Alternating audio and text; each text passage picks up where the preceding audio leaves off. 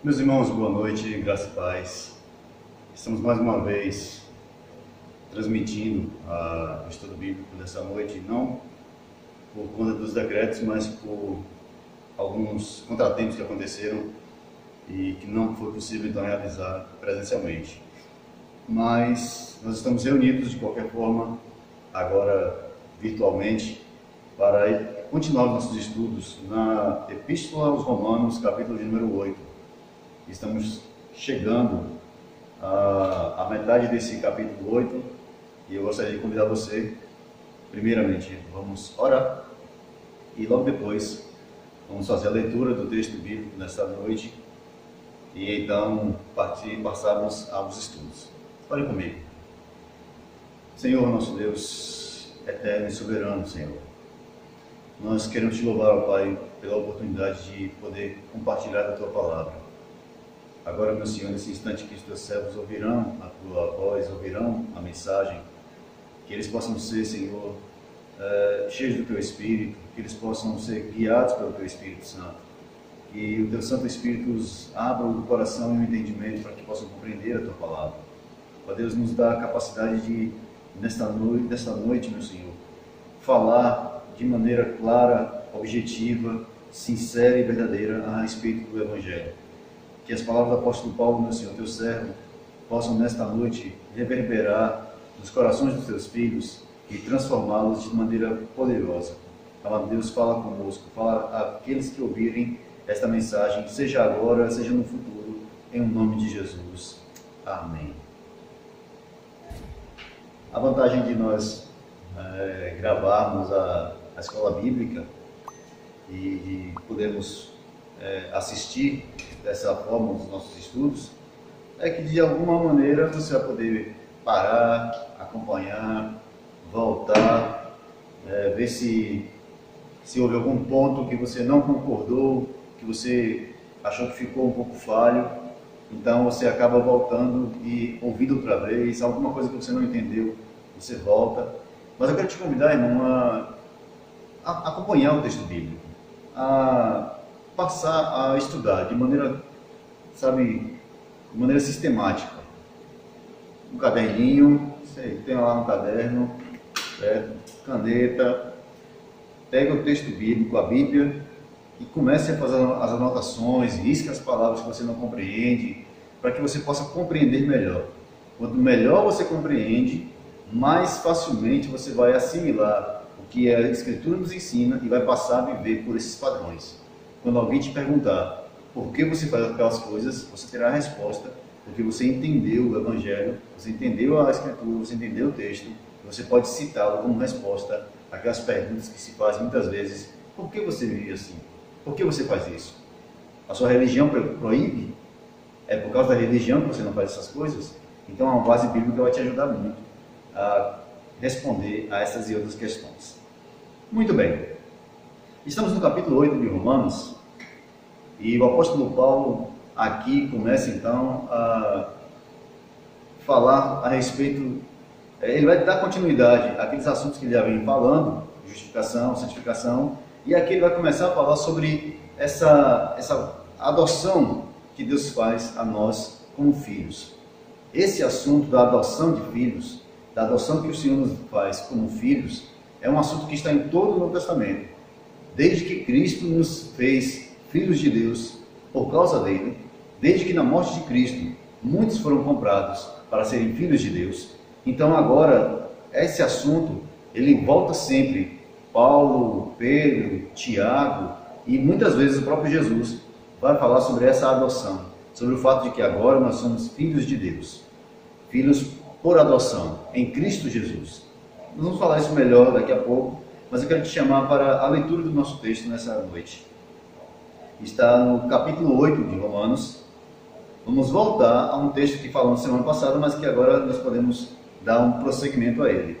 Versículos 18 ao 24. Ok? 25, perdão. Versículos 18 ao 25. Romanos. Carta de Paulo aos Romanos, capítulo 8, versículos 18 ao 25. Se você encontrou aí na sua Bíblia, por favor, Pegue ela aí, deixe aberto o texto. E lhe aconselho a permanecer com esse texto aí, marcado, aberto, mas marque ele porque você vai precisar olhar outros textos que nós vamos ler aqui durante o estudo, e então depois você pode retornar facilmente para o texto principal, que é o texto de Romanos. Então deixe ele marcadinho aí, bonitinho, tá certo? Vamos lá. Romanos capítulo 8, verso 18 ao 25 nos diz assim: porque para mim tenho por certo que os sofrimentos do tempo presente não podem ser comparados com a glória que há de ser revelada em nós. A ardente expectativa da criação aguarda a revelação dos filhos de Deus. Pois a criação está sujeita à vaidade, não voluntariamente, mas por causa daquele que a sujeitou, na esperança de que a própria criação será redimida do cativeiro da corrupção, para a liberdade da glória dos filhos de Deus. Porque sabemos que toda a criação, a um só tempo, geme e suporta angústias até agora. E não somente ela, mas também nós, que temos as primícias do Espírito, igualmente gememos em nosso íntimo, aguardando a adoção de filhos.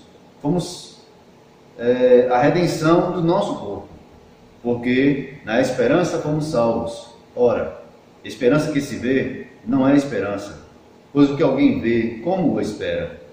Mas, se esperamos o que não vemos, com paciência o aguardamos. Muito bem. Vamos então a algumas observações desse texto.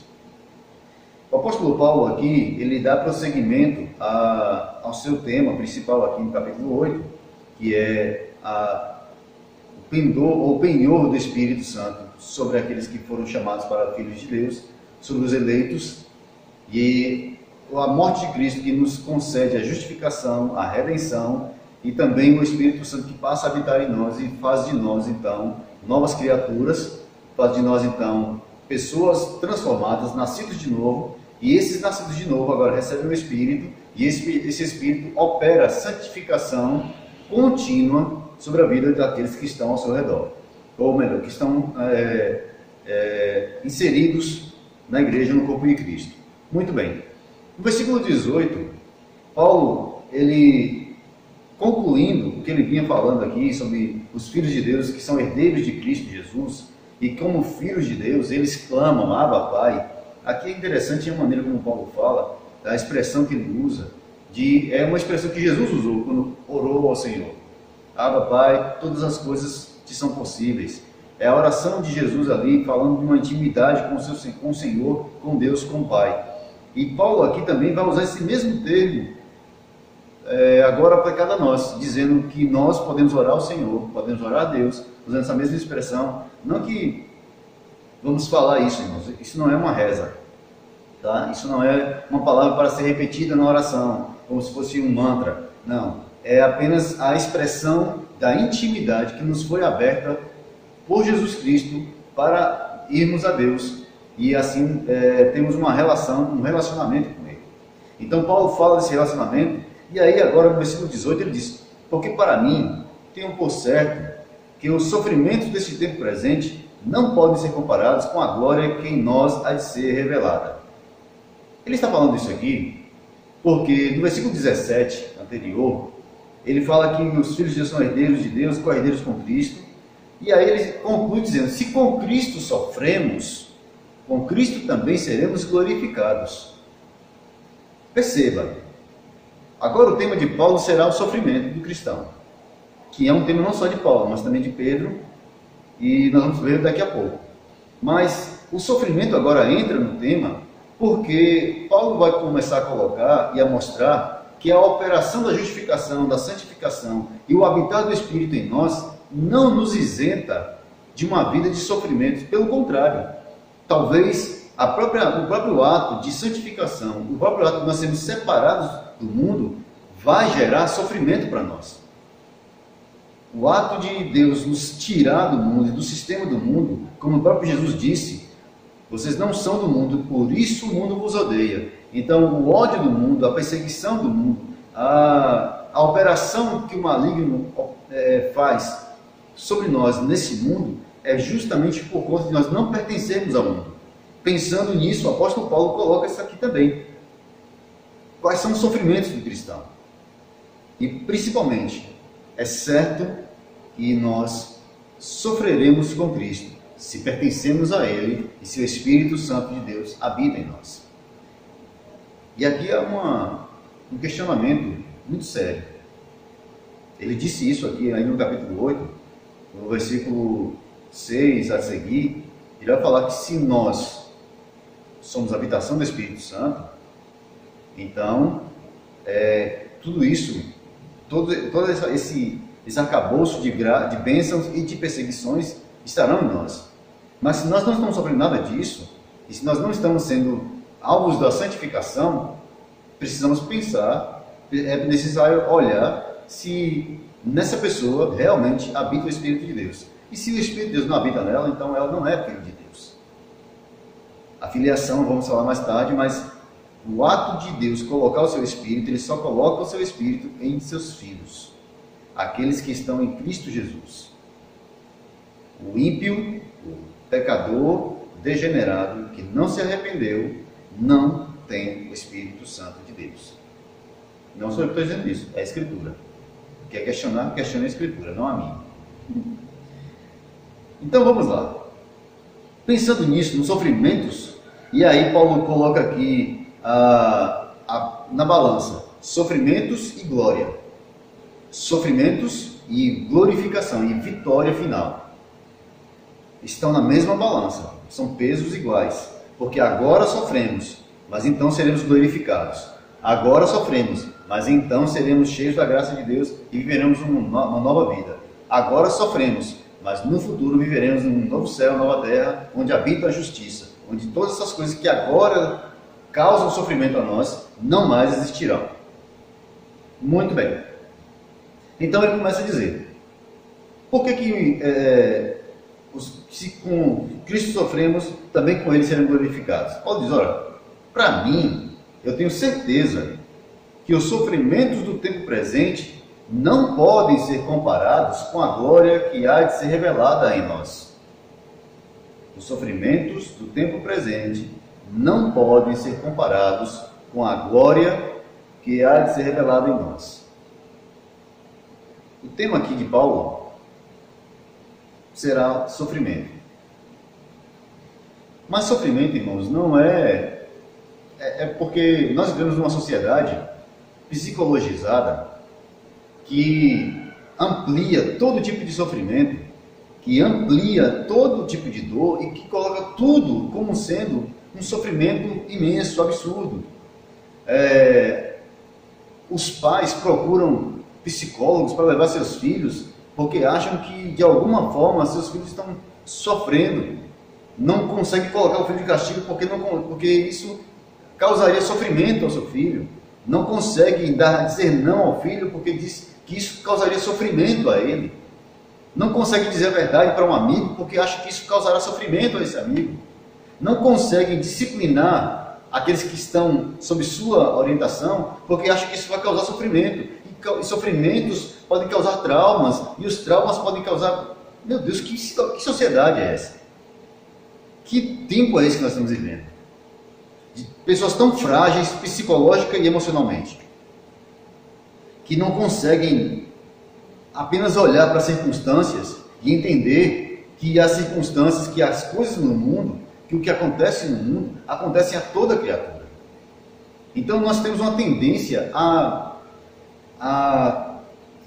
colocar o sofrimento de um tamanho muito grande, a amplificar o sofrimento de tal maneira que parece que estamos sofrendo um peso absurdo.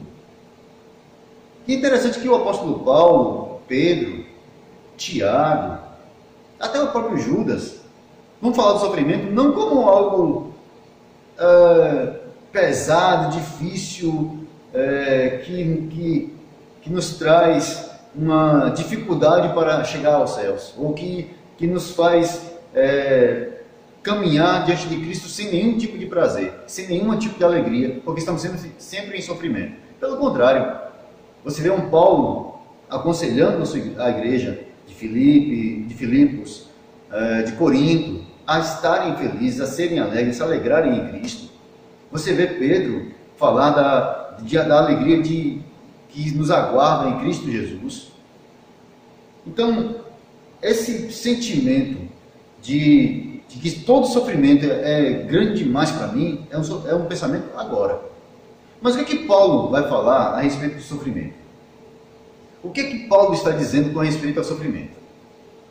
Em primeiro lugar, o apóstolo Paulo fala sobre sofrimentos e ele vai mostrar que esse sofrimento ao qual ele se refere não é algo pesado, difícil e que ele não consiga lidar.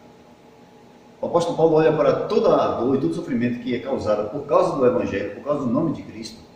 Lembre-se, aqui nós estamos falando de sofrimento por causa do Evangelho. Todo o restante é um sofrimento que está no mundo todo. Todo mundo adoece, todas as pessoas perdem parentes, o mundo todo as pessoas têm dificuldades, têm dias de alegria, de tristeza, normal, todo mundo passa por isso. Qualquer pessoa no mundo está sujeita às coisas, aos males que vieram com a maldição do pecado. Todos estão sujeitos a isso.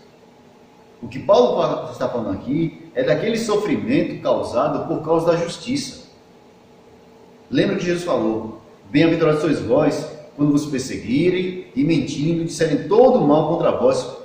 Por quê? Por causa do nome dele. Então, o ápice do sofrimento aqui que Paulo se refere é o sofrimento de estarmos separados de Cristo ainda, de não estarmos vivendo na glória eterna com Deus. Esse é o sofrimento que Paulo se refere. É o sofrimento de viver num mundo que é inimigo de Deus. O sofrimento de não vivermos num mundo onde o padrão de vida é o padrão bíblico, onde o nosso próprio corpo, a nossa própria natureza nos sabota, porque nos puxa para uma vida antiga, um modelo de vida antigo que nós não queremos mais. Então o apóstolo Paulo está falando sobre esse tipo de vida, esse tipo de sofrimento. E ele vai dizer que esse sofrimento, inclusive, não atinge somente a nós. Ele atinge a toda a natureza, a toda a criação. Porque a criação foi sujeita ao sofrimento por causa do pecado.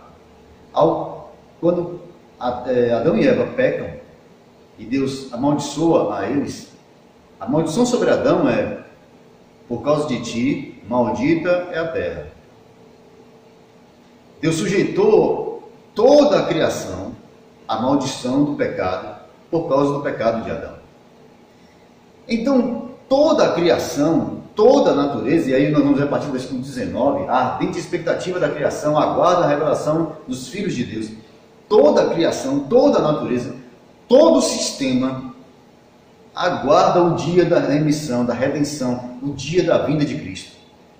Aguarda o dia em que o Senhor voltará. É claro que aqui nós não estamos falando de um aguardar no sentido de expectativa como nós temos. A criação ela não tem a capacidade, nem foi feita com a alma que o homem foi feito. Nós temos uma alma que anseia por Deus. A natureza não. A criação não.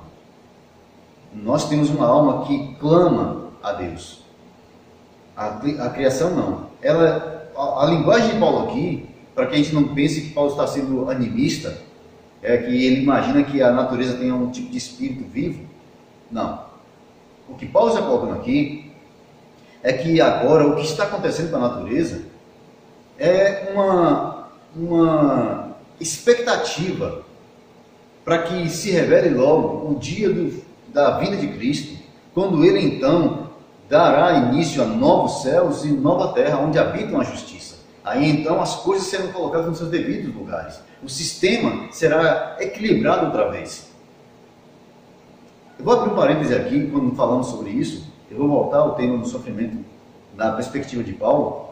Mas, abrindo um parêntese aqui com relação à natureza, existem, não sei mais, não consigo contar a quantidade de ONGs, de instituições e a quantidade de verba, de dinheiro aplicado na tentativa de salvar o planeta, na tentativa de de salvar a natureza, as ONGs, as brigas. É claro que a maioria é por dinheiro, tem nada a ver com natureza, eles estão lá para angariar fundo, para ganhar dinheiro, para arrancar muitas vezes desculpas para explorar o território e roubar minério, roubar fontes biológicas para ciência, para pesquisas e tudo mais.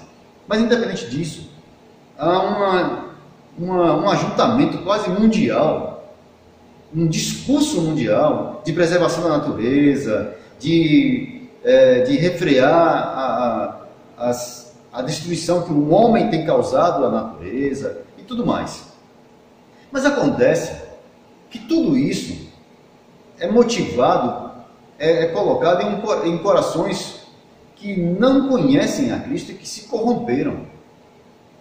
Eu não estou dizendo que todos são assim, mas estou dizendo que a natureza não pode ser restaurada ao seu estado primitivo até que Cristo volte, ou antes que Cristo volte, para ficar mais claro. Enquanto Cristo não voltar, enquanto Deus não criar novos céus e nova terra, é isso que nós vamos ver na natureza. É assim que vamos continuar até o fim. Os homens não conseguem entender que eles não têm controle. Não há controle humano sobre a natureza, sobre as coisas que estão acontecendo, sobre toda a criação. Então, vira e mexe, eles tentam mostrar que de alguma forma eles têm um plano mirabolante para restaurar tudo a seu estado natural melhor, mais maravilhoso. Mas eles esquecem que tudo isso está debaixo de uma maldição e só pode ser quebrada no dia da volta de Cristo. Por isso Paulo diz que há ardente expectativa da criação. Há uma ardente expectativa, ou seja, a natureza geme, e a palavra para gemer aqui é interessante, porque denota um suspiro, um sofrimento de alguém que não tem escapatória, que não tem como fazer nada para mudar o que está acontecendo.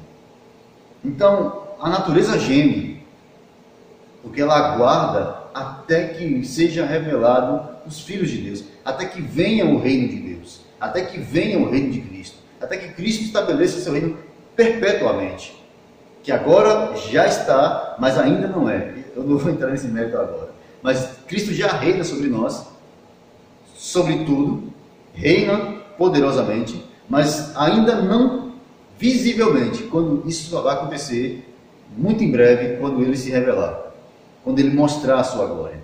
Mas até que isso aconteça, há um sofrimento na terra, há um sofrimento para os cristãos, para os filhos de Deus. E esse sofrimento aqui é para os filhos de Deus. Observe. Primeiro Paulo fala que nós estamos vivendo um sofrimento neste tempo presente. Mas esse sofrimento não pode ser comparado com a glória que há de ser revelada. O mesmo apóstolo Paulo, na sua carta aos Coríntios, no capítulo 4, o verso 17 a seguir, ele diz: porque a nossa leve e momentânea tribulação produz para nós eterno peso de glória, acima de toda comparação, não atentando nós nas coisas que se veem, mas na que se não veem, porque as que se veem são temporais, as que se não veem são eternas. O apóstolo Paulo está dizendo que nós sofremos agora, e esse sofrimento, para ele, como ele já disse aqui, não é nada comparável àquilo que há de ser revelado. Em Coríntios ele diz que a glória que há de ser revelada em nós. Então, o peso de sofrimento que passamos aqui não pode ser comparado com o peso de glória que receberemos nos céus, na eternidade. Pedro, na sua primeira epístola, no capítulo 4, primeira epístola de Pedro, capítulo 4, verso 12 a seguir, vamos lá para Pedro.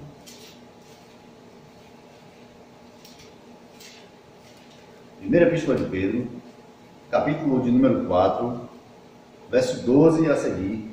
Pedro vai falar sobre essa mesma expectativa.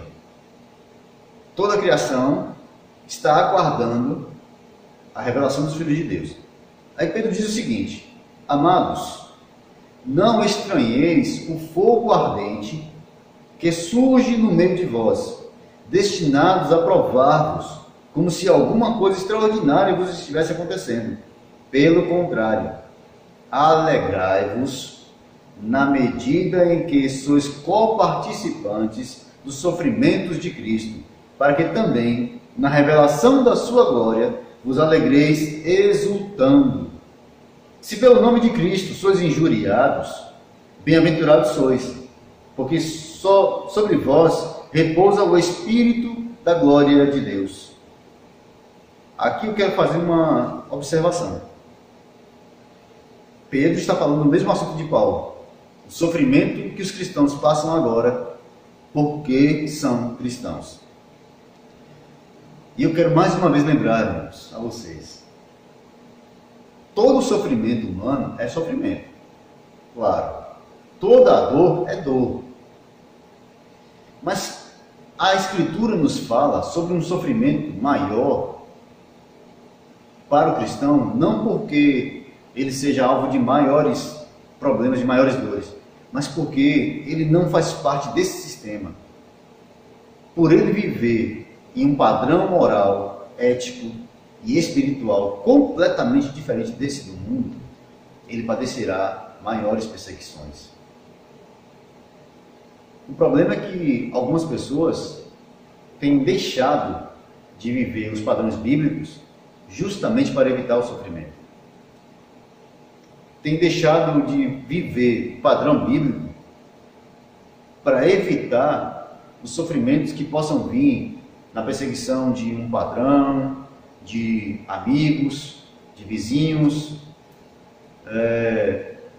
da mídia, quando aqueles que têm aí suas redes sociais gostam de ficar repostando aquilo que está todo mundo falando, não tem coragem de rebater, não tem coragem de dizer está errado porque isso não é bíblico, não tem coragem de assumir a sua fé.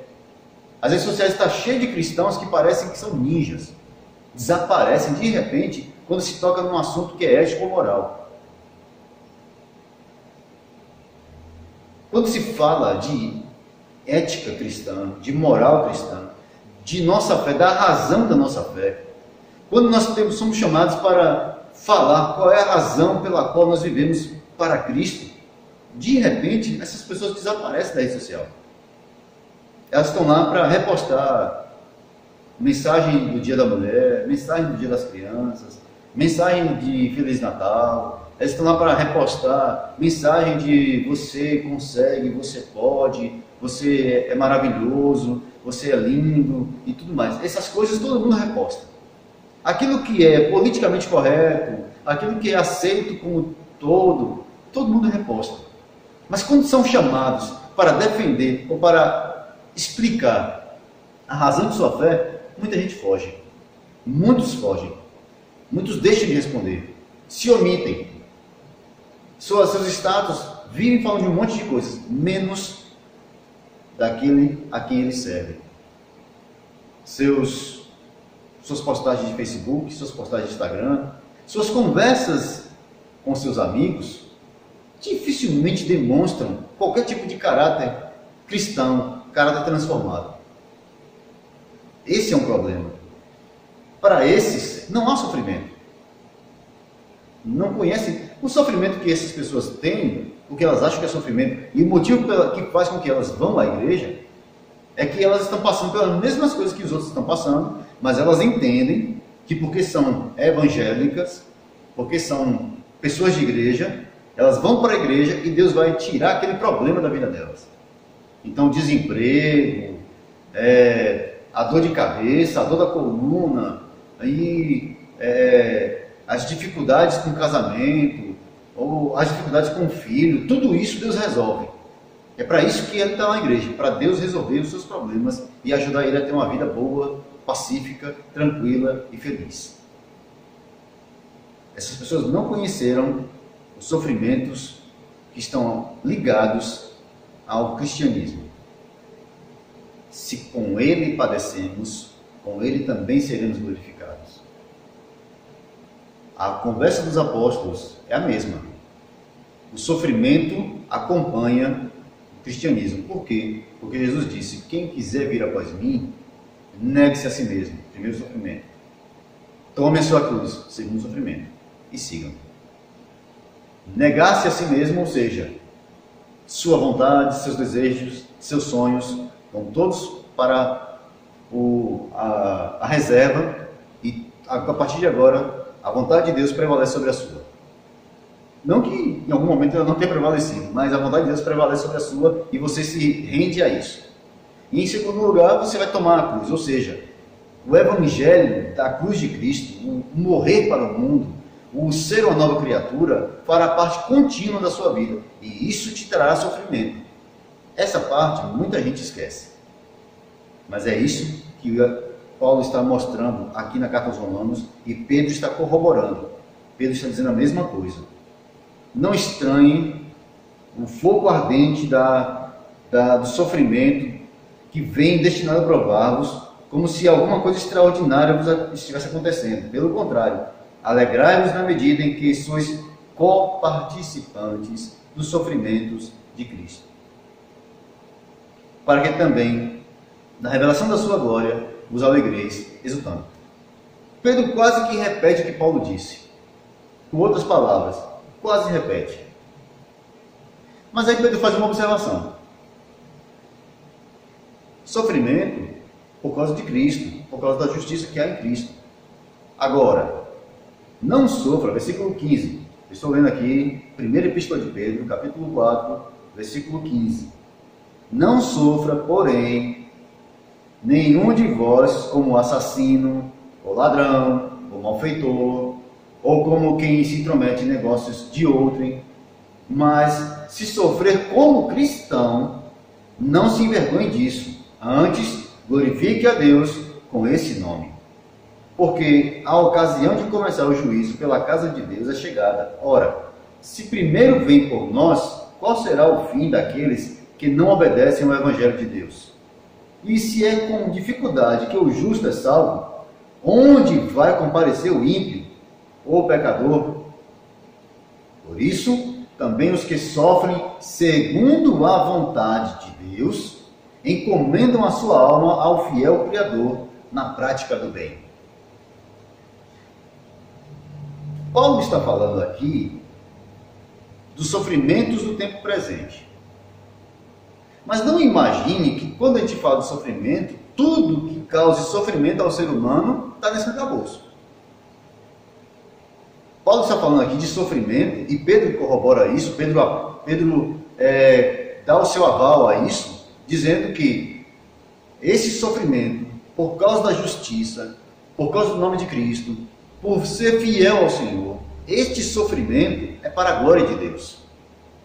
Mas se o indivíduo sofre porque traiu a esposa, porque mentiu para os seus filhos, ou continua mentindo, porque trapaceou, roubou em seu trabalho, na empresa onde trabalha, porque vive como uma pessoa completamente ímpia no meio dos seus colegas, seus amigos, seus companheiros, está sofrendo porque foi pego roubando, está sofrendo porque foi pego cometendo algum tipo de pecado, de erro moral ou ético. Esse sofrimento aí, meu filho, não é sofrimento para a glória de Deus, não. Esse sofrimento aí é o fruto daquilo que você está plantando. É o fruto do pecado. É muito diferente. O sofrimento que vem por causa do pecado, lembre-se, o salário do pecado é a morte. Pecadores andando no mundo de pecados encontrarão a morte. E esse caminho deles também é sofrido. E é mais sofrido ainda porque eles acham que aquilo que de alguma forma traz um pouco de felicidade muda a vida deles. Só que no fim é caminho de morte. Então, se alguém pensa que esse tipo de sofrimento é um sofrimento também que Deus fala assim, não, porque Deus ama as pessoas que sofrem. Não é por aí não.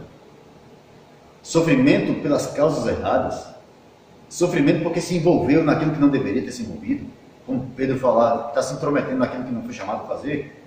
sofrimento porque está andando de forma desregrada, sofrimento porque tem vivido como em embriaguez, vivendo em prostituição, em fornicação, sofrimento porque tem vivido uma vida desregrada em todos os sentidos, é fruto das suas ações, é resultado daquilo que você está fazendo. Tem nada a ver com o Evangelho, não tem nada a ver com as promessas de Deus de consolo para aqueles que sofrem. Se você está sofrendo porque você é uma péssima esposa, um péssimo marido, um péssimo pai, antes de você pedir a Deus que você mude, que Deus te ajude no seu sofrimento, se converta. Converta-se ao Senhor. Viva. Converta-se ao Senhor para que Ele mate esse velho homem e um novo homem, uma nova mulher venha a nascer para Cristo, e nesse nascer de novo tenha frutos que glorifiquem a Deus. E aí seja um bom pai, uma boa esposa, não porque é bom, mas porque Deus já transformou seu caráter. E aí então, se houver sofrimento, porque o seu caráter foi transformado, e mesmo assim há dificuldades no relacionamento, aí então você pode orar ao Senhor, porque o Senhor ouvirá as suas orações. Você pode pedir ao Senhor que interfira, porque esse sofrimento é para a glória dele. Mesmo assim, se Deus te permitir viver dessa forma, Deus quiser que você viva nessa vida dessa forma, glorifique a Deus por isso. Porque talvez seja esse, como dizem as pessoas, né? Seja essa a cruz que você deve carregar até o fim. Não importa o que venha a acontecer, mas o que importa é que, se seu sofrimento é por causa de pecado, seu sofrimento é culpa sua. Se o seu sofrimento é por causa da justiça, esse sofrimento é para a glória de Deus. Paulo está falando desse sofrimento. E ele está dizendo que quanto mais ele sofria, foi preso, foi espancado, foi expulso da cidade, foi rejeitado por seus amigos, por seus parentes, foi perseguido até pelos parentes, foi lançado de um muro embaixo, foi apedrejado. Tudo isso ele sofreu naufrágio, foi picado por uma serpente. Tudo isso por causa do Evangelho. É desse sofrimento que Paulo disse: eu tenho para mim que o sofrimento dessa vida presente não pode ser comparado com a glória que em nós vai ser revelada. Entendeu? É esse sofrimento por causa do Evangelho. É o sofrimento do pastor que ora por uma ovelha que ele vê que está cada vez mais perdida. Esse sofrimento da alma que angustia, orando e pedindo ao Senhor que traga essa ovelha, que transforme o coração dela. É esse sofrimento do pastor Paulo que todo pastor deve ter. O sofrimento de uma igreja que estava orando enquanto Pedro, seu pastor, estava preso. O sofrimento de irmãs que estavam acompanhando ali Tabita porque ela havia morrido, e Pedro chega e as irmãs estão chorando. O sofrimento delas não é por causa apenas da morte, mas por conta de todo o ambiente, da comunhão, da alegria e do servir que aquela menina trazia para a igreja, do testemunho de Deus através dela.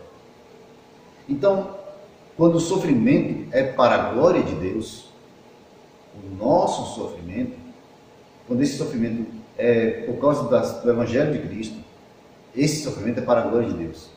Quando o sofrimento é por causa do pecado, esse sofrimento é apenas resultado das suas próprias ações. De que se queixa o homem? Queixe-se de seus próprios pecados. Então, Paulo segue dizendo: ora, a criação não foi sujeita à vaidade, e interessante a palavra vaidade aqui, que Paulo está dizendo, é que é de depravação. A palavra vaidade aqui é depravação. A natureza, a criação foi sujeita à depravação total, como toda raça humana. Não voluntariamente, mas por causa daquele que a sujeitou. Quem sujeitou a criação a isso? Deus, na maldição. Por causa de ti, Adão, maldita é a terra. Ok? Na esperança de que a própria criação será redimida do cativeiro da corrupção. O próprio Deus prometeu, lá no Éden, que viria um que esmagaria a cabeça da serpente. Esse restauraria todas as coisas.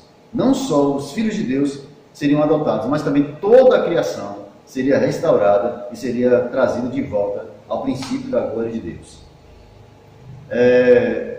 Será redimido do cativeiro da corrupção para a liberdade da glória dos filhos de Deus.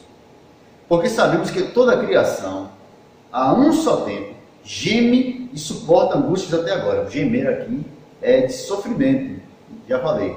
E não somente ela, mas também nós, que temos as primícias do Espírito, igualmente gememos em nosso íntimo, aguardando a adoção de filhos, a redenção do nosso corpo. Irmãos, algumas pessoas têm tomado esse texto aqui, não exatamente esse, mas lá quando fala que porque o Espírito intercede conosco com gemidos inexprimíveis,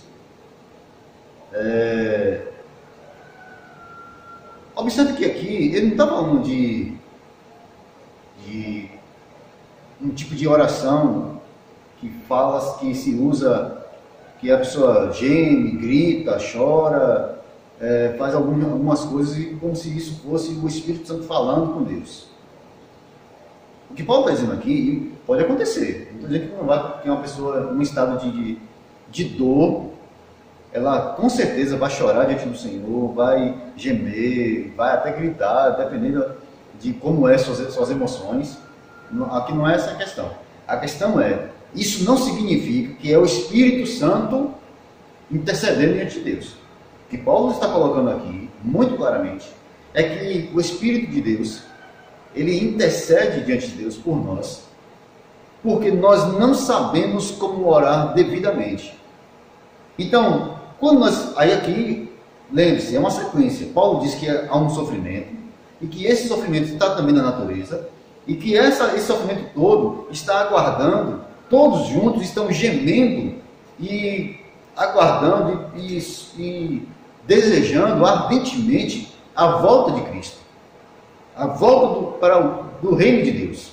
E quando esse reino de Deus ser estabelecido, aí então tudo isso passará. Então a oração aqui, o gemer que Paulo está falando, é para que isso aconteça de forma definitiva. E aí Paulo diz assim, olha, estamos aguardando a adoção de filhos, a redenção do nosso corpo. A adoção de filhos. Aqui Paulo vai colocar mais uma vez um tema teológico muito amplo. Paulo tem mania de fazer isso. Tinha mania de fazer isso. Ele vai falar de um pequeno versículo como esse, ele junta um arcabouço teológico absurdo. E precisamos parar aqui de novo para pensar sobre isso. Aqui Paulo vai falar que toda a criação, e nós aguardamos a adoção de filhos, a redenção do nosso corpo. A adoção de filhos aqui, que já foi falado anteriormente por ele mesmo, no capítulo 8 ainda, ele vai falar aqui sobre versículo de número 16, versículo número 15, ele vai dizer, porque não recebeste o espírito de escravidão, para viverdes outra vez atemorizados, mas recebeste o espírito de adoção, baseado no qual clamamos, Abba Pai.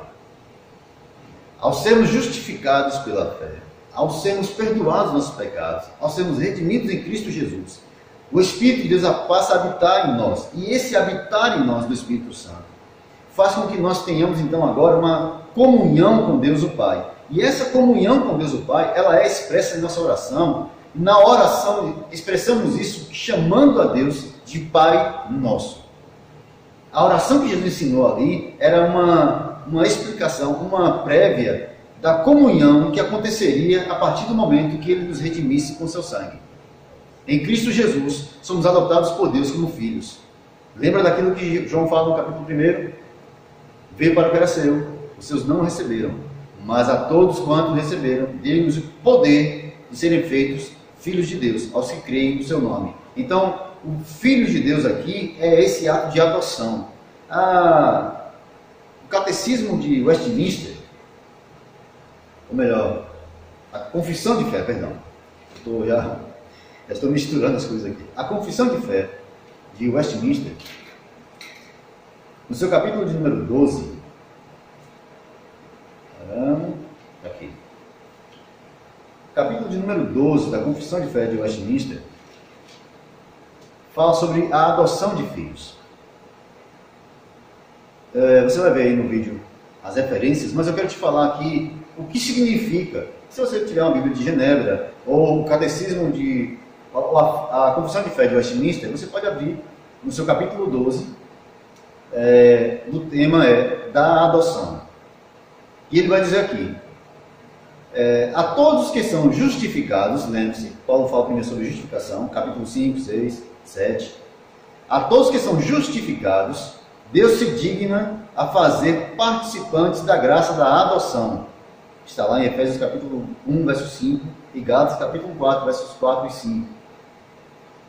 Vai ficar aí na tela, dá uma pausa, pega esses textos e vai ler com calma. Fazer participantes da graça da adoção em e por seu único Filho Jesus Cristo. Ou seja, a adoção é em Cristo e unicamente por Cristo. Somos filhos de Deus. Os filhos de Deus são aqueles que estão em Cristo e que foram salvos por Cristo. Fora de Cristo não há filhos de Deus. Não sou eu que digo isso, é a Escritura. Por esta graça, eles também são recebidos no número dos filhos de Deus e desfrutam a liberdade e os privilégios dele. Está lá em Romanos capítulo 8, verso 17, João 1, 12. Tem sobre si o nome dele, recebe o Espírito de adoção, tem acesso com ousadia ao trono da graça e são habilitados a clamar, Abba, Pai. São tratados com piedade, são protegidos. Isso aqui, irmãos, falando sobre quais são, o que vem a ser, o que significa ser filho de Deus. Os filhos de Deus são tratados com piedade, providos e por ele corrigidos, como por um pai, nunca porém abandonados, mas selados para o dia da redenção, e recebem as promessas como herdeiros da vida eterna, herdeiros da salvação eterna. Isso Paulo está falando, a Confissão de Fé de Westminster está corroborando com aquilo que Paulo vem falando aqui sobre a adoção de filhos, sobre o que é ser filho de Deus. E aqui lembre-se, ele está se referindo aos filhos de Deus. Paulo aqui não está incluindo toda a humanidade, ele está falando sobre os filhos de Deus e sobre as benesses, os benefícios, os cuidados que Deus tem com seus filhos. Nós somos chamados como filhos de Deus, irmãos. E como filhos de Deus, mesmo diante de sofrimentos e dessa expectativa que há, nós somos levados a crer que o Espírito Santo que habita em nós tem nos fortalecido, tem nos conduzido em oração para uma vida de santidade que agrada a Deus e tem nos concedido também a firmeza da esperança de que esse dia em breve se cumprirá. Que o Senhor nos ajude a olhar para esse texto e olhar para essa promessa e descansar nela completamente. Paulo conclui dizendo, porque na esperança fomos salvos. É esperança, meus irmãos. Ora, a esperança que se vê não é esperança, pois o que alguém vê, como o espera? Mas se esperamos o que não vemos, com paciência o aguardamos. Que nós possamos continuar esperando com paciência e olhando para todas essas coisas, mesmo com todo o sofrimento, com toda a angústia, por causa do nome de Cristo, porque somos filhos de Deus e não filhos deste mundo, que possamos então nos lembrar dessas coisas e aplicar em nossos corações esta esperança, esta alegria que Pedro fala e que Paulo também fala, a esperança de servir a Cristo e de que Ele em breve voltará, estabelecendo o seu reino, e aí então a expectativa da natureza e a esperança que nós temos se cumprirão cabalmente. Que Deus nos abençoe, que o Espírito Santo nos fortaleça para esse tempo. Na próxima semana, nós vamos entrar num assunto muito importante, que é a intercessão do Espírito, que é a segunda parte que Paulo fala sobre a natureza do Espírito em relação à nossa oração, e eu espero que você possa compartilhar. Espero em Cristo também que na semana que vem possamos estar presencialmente. É muito melhor estar com os irmãos, ouvindo suas questões também, participando junto conosco. Que Deus em Cristo nos abençoe. Vamos encerrar nesta noite, agradecendo a Deus. Vamos orar nesse instante. Soberano e Altíssimo Senhor, Pai, em esperança nós aguardamos que todas as coisas se coloquem nos devidos lugares como o Senhor quer, porque o Senhor fará isso. Pai, nós queremos que na volta de Cristo, no estabelecimento final do reino, que todas as coisas chegarão para o lugar devido, meu Senhor. Que tudo se colocará como o Senhor deseja. Pai, guarda nossos corações, para que a ansiedade, para que a angústia, para que os sofrimentos deste tempo não sejam sem levar impedimentos ou não coloquem barreiras diante de nós, de maneira que nós podemos esquecer da Tua promessa. Senhor, fortalece os nossos corações nesse tempo. Que Teu Espírito Santo continue nos enchendo, nos preparando, nos fortalecendo para o grande dia. Nós Te louvamos por tudo e Te agradecemos em nome santo de Jesus. Amém. Que Deus abençoe seus irmãos, que o Espírito Santo do Senhor os guarde, que o amor de Deus, que a graça do nosso Senhor e Salvador Jesus Cristo, a comunhão e as consolações do Espírito Santo sejam com todos, hoje e para sempre. Amém. Deus abençoe os irmãos. Não vou mandar ir para casa não, que você já está em casa. Amém.